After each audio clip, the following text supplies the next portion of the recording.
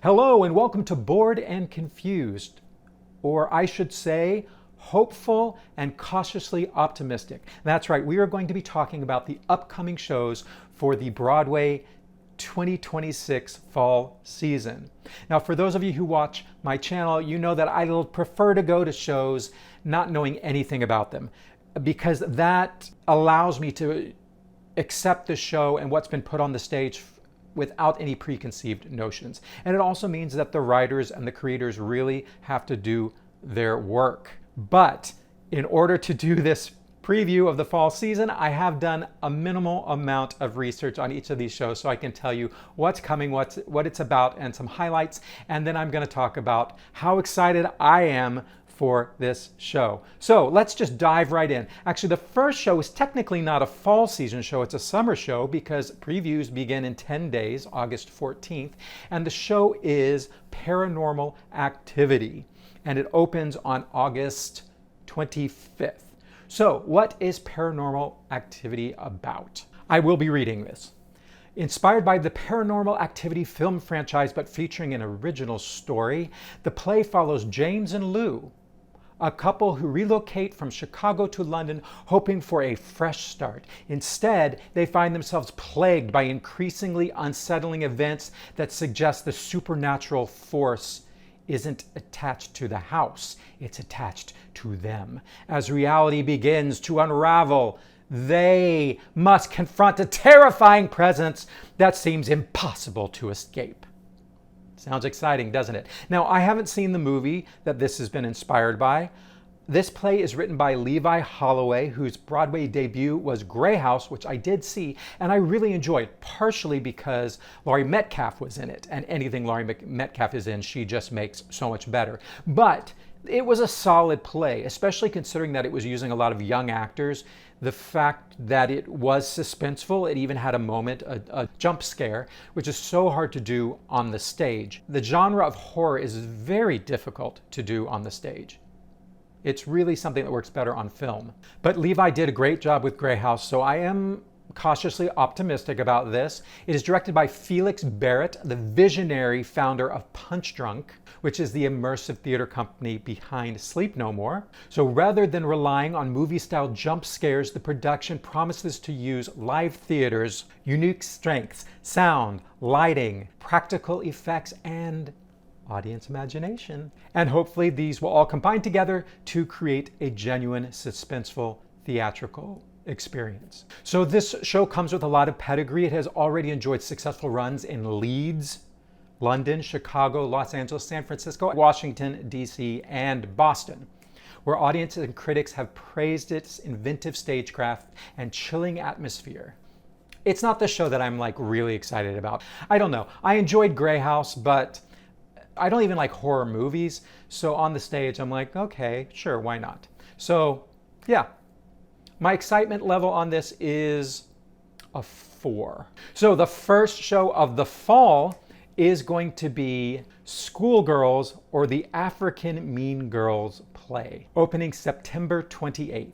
What is it about? Well, it is set in elite boarding school in Ghana in the 1980s, and this razor-sharp comedy follows the school's reigning queen bee, Paulina, whose dreams of winning the annual Miss Ghana pageant are threatened when a new student arrives from America. So it's the flip side of Mean Girls, where she arrives from Africa to the US. Think Mean Girls, but with a thoughtful exploration of colorism, colonial beauty standards, and identity. So I'm excited for this play because I missed Zsa Zsa's African hair braiding, which I think was 2 seasons ago, played at the Friedman Theater. It kept getting extended and I just didn't manage to see it. And that is by Jocelyn Bios, who has written this play. And that was the first play that really put her on the map, and I missed it. And I heard great things. So I'm actually pretty excited to see this play, just to see her work. Already announced for the cast, we have Danae Benton and Patina Miller, and Whitney White, who is really doing great work these days. She directed Liberation, was one of my favorite plays from last season. She is directing. So this seems like a lot of fun and a very funny play. So my excitement for this play, I'm going to say it's a 7. Interesting note, this play premiered at MCC in 2017 and quickly became one of the most produced plays in regional theater. So it's great that it's finally having its Broadway debut, which will lead to even more regional productions. Next up, we have the Imaginary Invalid, opening October 22nd. So what is it about? Well, it's a Molière classic farce following Aragon, a wealthy hypochondriac convinced he's constantly on the brink of death. His obsession with doctors creates chaos for everyone around him, especially when he tries to marry off his daughter for medical convenience. Now, I recently saw Mark Lynn Baker in an off-Broadway production of The Imaginary Invalid, and that production didn't quite work for me because it was trying so hard to be funny that it was having the opposite effect. But I am excited to see this production because Bill Irwin is starring in it, and he also has done the translation from Molière's French. If you don't know Bill Irwin, he's one of the greatest physical comedians. He's really a clown in this vein of Buster Keaton and Charlie Chaplin. I've seen him perform live both in clowning shows as well as Who's Afraid of Virginia Woolf and more serious dramas. I love Bill Irwin, and many of you may have grown up with him on Sesame Street. I forget the name of his character on that. So I'm really excited about this, and also directing this is Brandon J. Durden, who I'm not familiar with as a director, but he was in that terrible production of Waiting for Godot, starring Keanu Reeves and Alex Winters. But Brandon was the one positive thing that I did enjoy in that play. He was great as Pazzo. So I don't believe I've seen any of his directorial work, but this sounds like a really interesting collaboration, and I'm excited to see it. And I need to say nice things because my mom actually has met Brandon's mom, and she told her about my channel. So, hey, Mrs. Durden, your son's great. So I'm going to say my excitement for this, I'm running out of numbers. We may have to go above 10. My excitement for this is an 8 because I just am so excited to see what they are going to do with this old play. I'm very optimistic about this. Next, we have Other Desert Cities, opening on October 18th. What is this play about? Well, a successful novelist returns home for Christmas intending to publish a memoir that reveals a devastating family secret. Her announcement forces every member of the family to confront decades of buried pain and conflicting memories. Now, I actually saw this when it premiered on Broadway. I started at Lincoln Center, but I didn't see it till it moved to Broadway. So I did not see Linda Lavin. She was replaced by, who's the boss? I want to say Judith White? I feel so bad. Why can't I remember her name?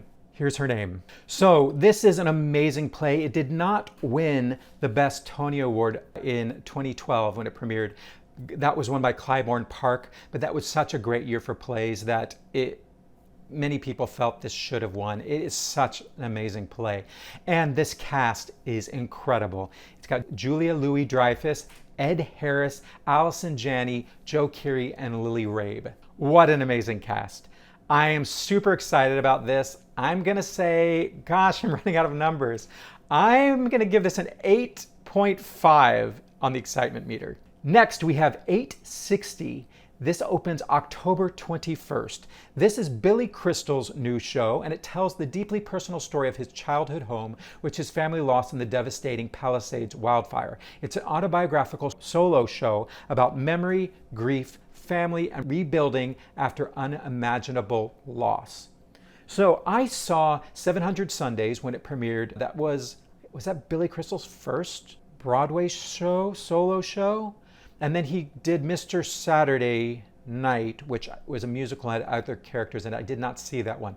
But I saw 700 Sundays, and I loved it, but I do have a little baggage with it because I actually was working at the theater, and Billy Crystal's people were very difficult. And by people, I just mean his wife. And the other issue I had with the show is that I think it was something like an hour and a half in length, the running time. It had been directed and tightened. And as the show progressed through its run, it ballooned from 90 minutes to almost 2 hours. without him adding any material. It just got bloated and fat like a dead corpse soaking in a trench. So I'm going to try to see this early on in the run because I know he has the tendency to do that. Now, even when the show got super bloated, 700 Sundays, people were still enjoying it, but what started happening is just people started leaving and not staying to the end of the show. They were like, oh, I got enough Billy Crystal. Okay, I'm good. I can go home, with a smile on their face. So Billy Crystal is an incredible performer, and he is a one-man machine. So I'm sure this is going to be good. I'm curious to see how it lives up to 700 Sundays, because this is all kind of leaning into very sentimental territory, which is a little bit of a warning sign for me. But 700 Sundays was sentimental and I loved it. So I would say on the excitement meter, because I've already seen Billy do a one-man show in a similar vein, I'm going to say a 6 on this in the excitement meter. Oh, an interesting fact, it's called 860 because that was the address of the house that burned down. Okay, next we have A Few Good Men opening October 29th. What is this about? Like you don't know. A military courtroom drama in which 2 young Marines are accused of murder while their defense attorneys uncover corruption that reaches the highest level of command. So I'm very familiar with this play, having done a production of it myself. I played one of the soldiers, I forget which one, shortest haircut I've ever had in my life. I'm excited because Aaron Sorkin, who wrote this, is amazing. Everyone knows this movie. And the reason to be excited about this is that it's being directed by Michael Arden, and he has a reputation for finding emotional depth in familiar material. So it will be fascinating to see what he can pull out of this story and make us forget about the incredible performances in the movie. Because I'm very familiar with this play and I love the movie, I'm not super excited for this, just because I'm so familiar with it and I don't know if I need to see it, but I'm excited to see it on the stage because I've never seen it on the stage. I've just been in it on the stage. So I'm going to say my excitement for this is a 4. Next, we have Wanted that is opening on November 8th. This is the first new musical of the 2026-2027 Broadway season. Is called Wanted. It was formerly known as Gun and Powder, and this original musical tells the true story of African-American twin sisters Mary and Martha Clark, who embark on a dangerous outlaw journey to save their family's farm after the Civil War. I have heard about this show. It has been building momentum for years. It had productions at Signature Theater and Paper Mill Playhouse. It's an original musical with country, blues, and gospel. And I love that music, and I'm excited to see a show on Broadway with that kind of score. I'm a little nervous because it is a show that has been bouncing around for a long time, which means that it was being worked on, which means it wasn't one of those things where people were just like, this is the most amazing thing ever. Hopefully they put in the work and they've made the show ready for Broadway and ready to wow audiences and critics alike. So this being the first Broadway musical of the season, my excitement is very high for this, and I'm gonna give it an 8. All right, the next musical is the first revival of the season, and it opens November 16th, my birthday, and it is the Fantasticks, which I love the Fantasticks in a way. I mean, this is the first time it's going to be on Broadway. I saw the production off Broadway multiple times. It had a huge long run. I've seen it at regional theaters. I've never been in it. Always wanted to play Matt. And then as I've gotten older, I wanted to play El Gallo. So this is a revival directed by Christopher Gattelli, who is a great choreographer as well as director. And he has reimagined it so that it is a same-sex love story, which should be interesting. I'm a little bit skeptical about the show because it's such an intimate musical. I believe when it was done off Broadway, where it ran for 42 consecutive years, and then I think it reopened at another theater, at the Snapple Theater, for a shorter run. But I remember, I think when I saw it, I think it was like a piano and a harp and just like 6 actors, and it's so intimate and lovely. And even the smallest Broadway theater is still going to feel kind of large for this show. So I'm a little worried about this, and also making it a same-sex couple. What is that going to bring to this story? Hopefully it'll make it more timely. I don't know. We'll see. So my excitement about this show is on the lower end because it's a show that I'm a little trepidatious about. So I'm going to put that also at a 4. Next, we have Much Ado About Nothing opening just a few days after The Fantasticks on November 19th. This is one of Shakespeare's greatest romantic comedies, following Beatrice and Benedict as their friends scheme to trick them into admitting they're secretly in love. So this is coming to us from London's West End. It is directed by Jamie Lloyd, who I have a love-hate relationship with, and it is going to star Tom Hiddleston and Hayley Atwell, reprising their roles from the acclaimed production in the West End. So the London production generated enormous buzz, with many performances selling out instantly. And now Broadway audiences are going to get to see this in person.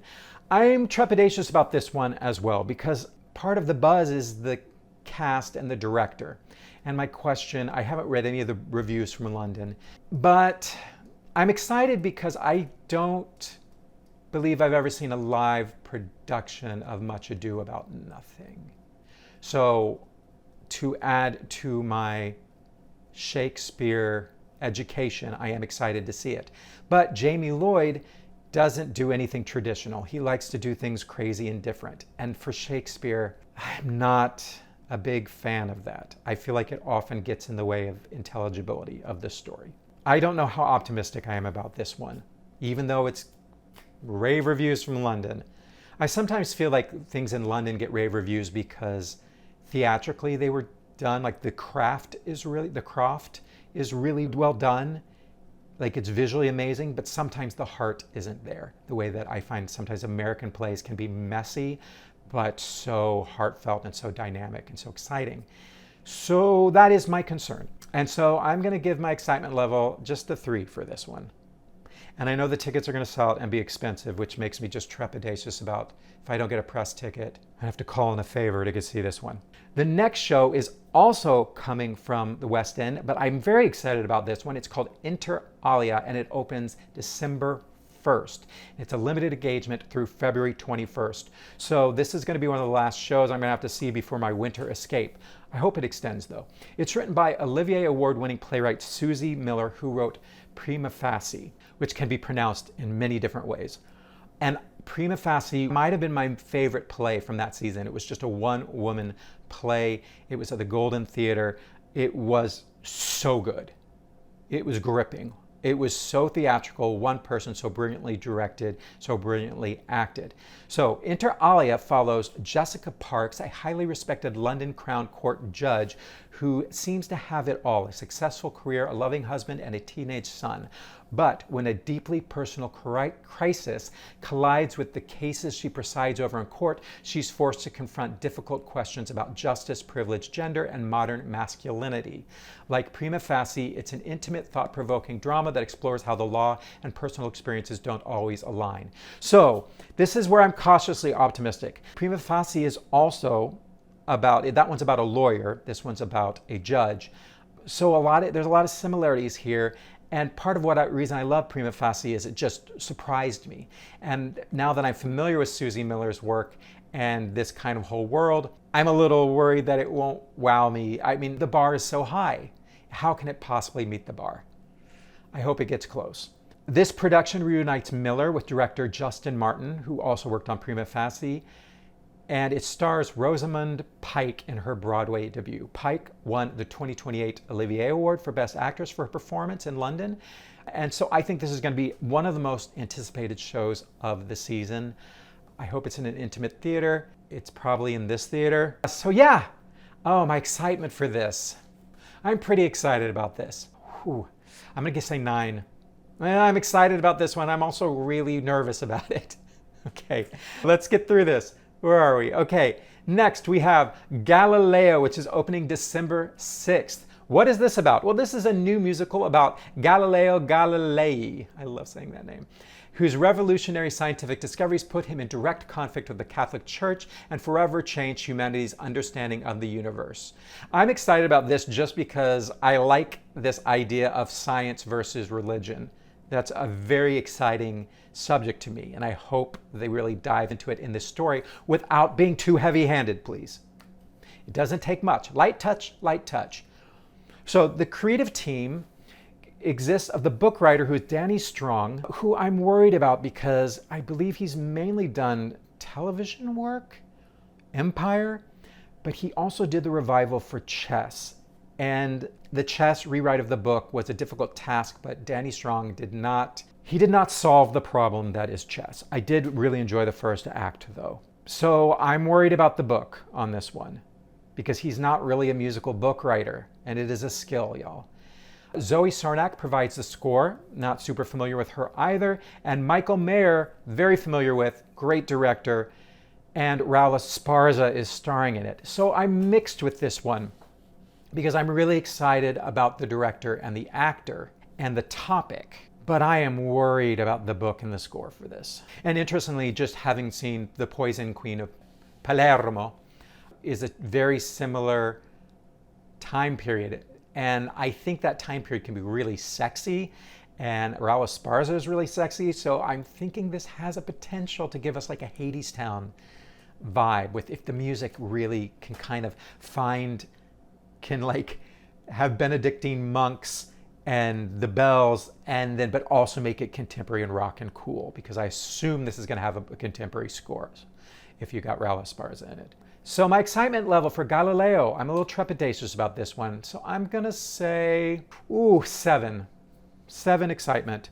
All right, Dreamgirls. The date is TBA at the time of recording this. Either that or I did not do my research well enough. So what is Dreamgirls about? Well, let me tell you.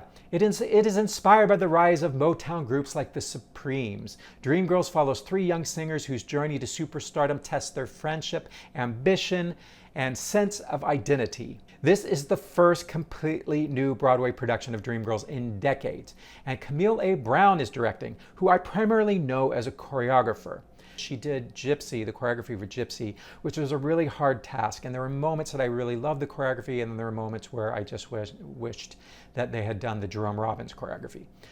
But the things I've seen Camille A. Brown do, I've not hated, but I've not been blown away with either. So I don't know. I don't know how I feel about this. And the cast hasn't been announced, and the cast is going to be everything for this. Whoever gets cast as Effie. Ooh, so this is a scary show. I'm excited to see it on Broadway. Actually, I've never seen a live performance of Dreamgirls. So for that alone, I'm really excited to see this. I should have gone up to the Apollo when that tour came through. The direction of the original Dreamgirls was so spectacular, and what is part of what made the show so successful. So Camille A. Brown is just, wow, this is a heavy burden on her shoulders, and I'm a little worried for her. But I am excited to see this, and I'm going to say my excitement level is a 6. All right, next, we're going to talk about 2 shows from the spring season, and the reason I want to include them here is because they're actually starting previews in the fall, but they're not opening till after the new year. But I will probably see them in the fall because I will be getting out of Dodge to go someplace warm in January. So we've got Dolly, an original musical that starts previews December 3rd and is opening in January. Date yet to be announced. I plan to see that at the end of December. That'll be a great Christmas show. So this is a new biomusical that traces the remarkable life and career of Dolly Parton from growing up in rural Tennessee to becoming one of the most beloved entertainers in the world. Along the way, audiences will hear many of her greatest hits alongside new songs written specifically for the show. Unlike most jukebox musicals, Dolly is heavily involved in this. That is what's going to make it or break it. I think Dolly is incredibly easy to work with. I've never worked with her, but I remember when she was working on 9 to 5, the director would ask her for a new song, and she wrote something like 40 songs for that show. She's a workhorse. Everyone knows her personality. I imagine she's a dream to work with. So really what this is gonna boil down to is if the creative team can make this work. I'm hoping that this gets kind of a Jersey Boys treatment, which really dramatizes a very interesting story and doesn't force the songs to do work that they weren't intended for. Now, the nice thing is that Dolly is going to be writing new songs for this, which is great, because the issue I had with Jersey Boys, which I loved, but there was like 1 or 2 places, I remember Angel Eyes was one of the songs he like sang about his daughter who died. But I equated that song with the lyrics to me are about a lover. So when he was singing a song that I associate as a song about a lover, about his dead daughter, it was creepy and wrong and I didn't like it. But that only happened like 1 or 2 times, because for the most part, Jersey Boys is like, and then we wrote this song, and this song was a huge hit. I call these VH1 Behind the Music musicals. I don't know if you're familiar with VH1 Behind the Music, but there are these really interesting hour and a half long episodes on VH1 where they would just tell you all about their band and their history, and I loved those. And those are the kind of musicals I like. Just tell me their story and show me the songs and when they wrote them and why they're such a hit. But it's making the story work. I never loved the Carole King musical Beautiful because I just didn't think Carole King had a very interesting story. I think Dolly has a much more rags to riches interesting story. I think she's a definitely more interesting character. And so I'm cautiously optimistic that this will be a great show. Look, people are going to go see this. The gays are going to go see this. The straights are going to go see this. The Christians are going to go see this. That's the amazing thing about Dolly, is everyone loves her. So I think the show is going to sell well. I just hope it's good.